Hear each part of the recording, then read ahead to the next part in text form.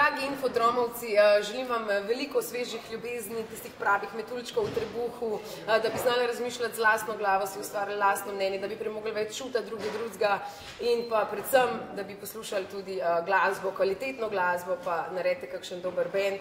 Želim vam, da tudi v novo leto prenesete iz otroštva tiste lastnosti, ki so bistvene, igrivost, radovednost, pa da bi v šoli pravzaprav čim bolj uživali, pa zraven dobili še kakšno dobro oceno. Želim vam eno super pozitivno leto 2013.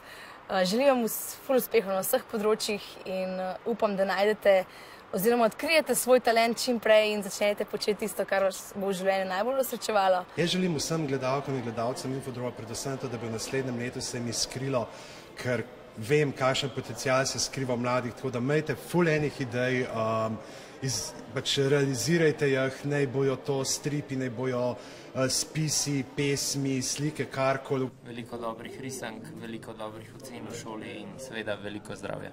Infodromovci, prijatelji naši, Siddharta vam želi eno uspešno 2013.